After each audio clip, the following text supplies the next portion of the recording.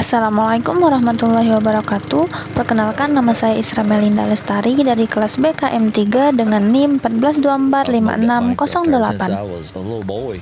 Pada kesempatan kali ini saya akan menjelaskan tentang film yang berjudul Asap Batubara Menyebabkan Kematian, yang mana film tersebut diproduksi oleh Line Million Sheldon.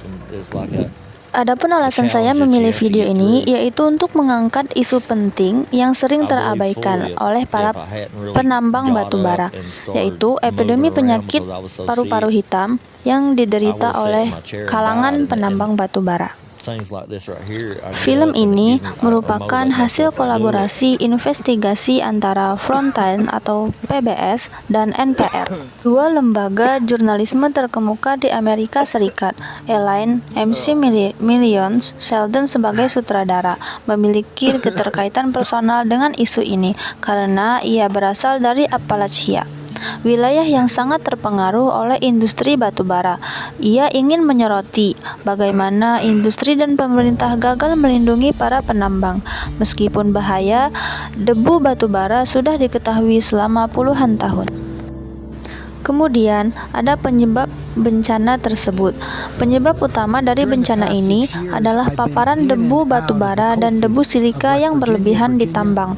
Meskipun debu batubara sudah mematikan, debu silika yang dihasilkan ketika para penambang memotong batu pasir untuk mendapatkan batubara diketahui 20 kali lebih beracun.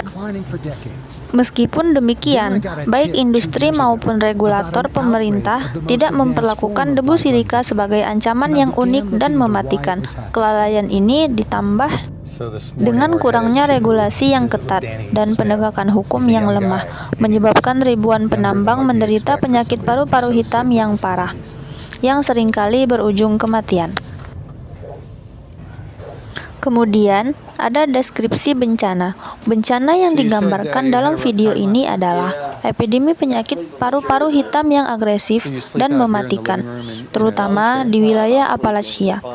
Film ini menyajikan temuan investigasi yang mengungkapkan klaster didokumentasikan para penambang yang diwawancarai.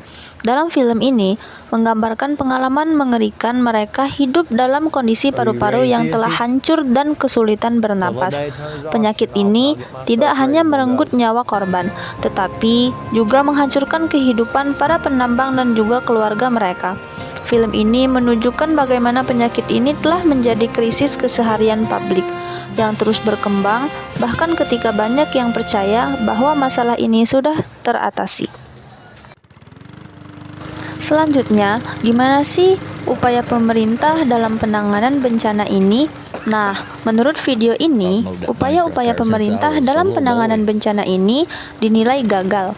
Film ini secara eksplisit menginvestigasikan bagaimana regulator federal dan industri pertambangan gagal melindungi penambang, meskipun ada peraturan yang telah ada.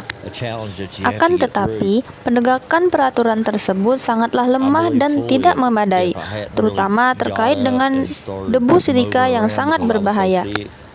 Video ini juga menunjukkan bahwa meskipun ada kemajuan dalam melindungi para penambang, tidak ada rencana pasti untuk regulasi yang terpisah dan lebih ketat untuk debu silika di tambang batubara. Kurangnya tindakan tegas dari pemerintah membuat ribuan penambang terus bekerja dalam kondisi berbahaya tanpa perlindungan yang memadai. Film ini juga berfungsi sebagai pengingat kritis tentang konsekuensi kegagalan industri dan regulasi pemerintah, serta penderitaan manusia yang ditimbulkannya. Selain itu, analisis mendalam video yang berjudul Debu Batubara yang Mematikan. Video ini membongkar sebuah epidemi tersembunyi yang telah memakan korban nyawa para penambang batubara modern. Yang pertama, tragedi yang datang kembali, yaitu kebangkitan Black Lung. Narasi video dibuka dengan premis yang mengejutkan, penyakit paru-paru hitam yang diyakini sudah terkendali berkat regulasi ketat sejak tahun 1970-an, kini kembali merebak. Namun, kali ini ia datang dengan bentuk yang lebih agresif dan mematikan. Film ini menyoroti bagaimana penyakit ini tidak lagi menyerang penambang yang telah bekerja 30-40 tahun, melainkan menargetkan penambang muda yang baru bekerja 10-15 tahun. Penyakit ini, apa yang disebut Progressive Massive Fibrosis atau PMF, yaitu kondisi di mana jaringan parut di paru-paru mengeras secara cepat dan masif, menyebabkan gagalan paru-paru yang fatal. Penambang yang ditampilkan dalam video ini, seperti Danny Smith, menunjukkan betapa parahnya kondisi ini, di mana setiap tarikan napas terasa seperti perjuangan. Kemudian yang kedua, identifikasi pembunuh yang terlupakan, debu silika. Titik balik terpenting dalam video ini adalah pengungkapan debu silika sebagai penyebab utama epidemi baru ini. Investigasi menunjukkan bahwa penambang modern lebih banyak terpapar debu silika daripada penambang di masa lalu.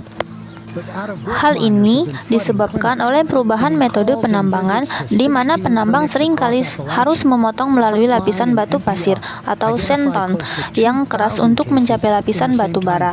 Ketika batu pasir ini dipotong, ia melepaskan debu silika yang terdiri dari partikel kristal kuarsa yang sangat halus.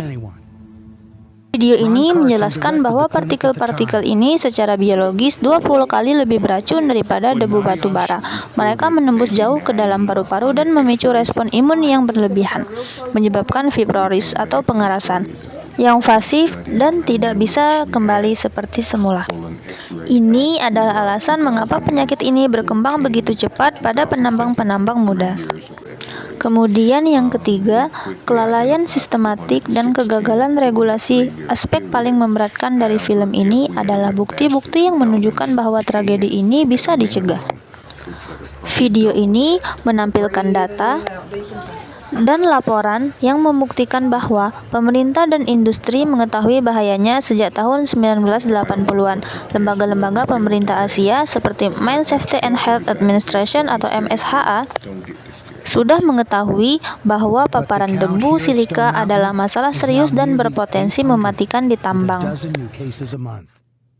Selain itu, standar keamanan yang terlalu rendah. Meskipun ada standar untuk debu batu bara, tidak ada standar yang terpisah dan cukup ketat untuk debu silika. Batas paparan yang diizinkan terlalu tinggi dan juga seringkali tidak dipatuhi atau tidak diawasi dengan baik. Pengabaian peringatan. Dokter dan para ahli medis di Appalachia telah melaporkan peningkatan kasus PMF ini selama bertahun-tahun. Namun, peringatan mereka sebagian besar diabaikan oleh regulator dan perusahaan. Dengan kata lain, video ini bukan hanya tentang sebuah penyakit, melainkan tentang kegagalan moral dan sistematis. Ia menunjukkan bagaimana nyawa dan kesehatan para pekerja dinomorduakan demi keuntungan finansial. Adapun dampak dan pesan yang ditinggalkan, video Coast Daddle Dash sangat efektif dalam menggabungkan data investigasi yang kering dengan kisah-kisah manusia yang menyentuh.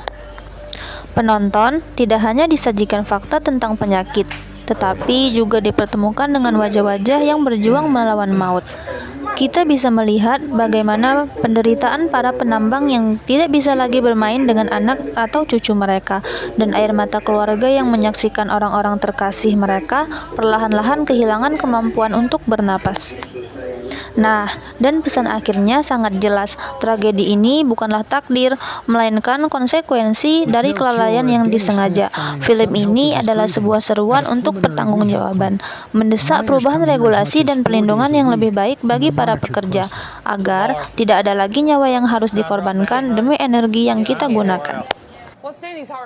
Perlu kita ingat bahwa keselamatan adalah prioritas utama, maka jangan pernah mengabaikannya.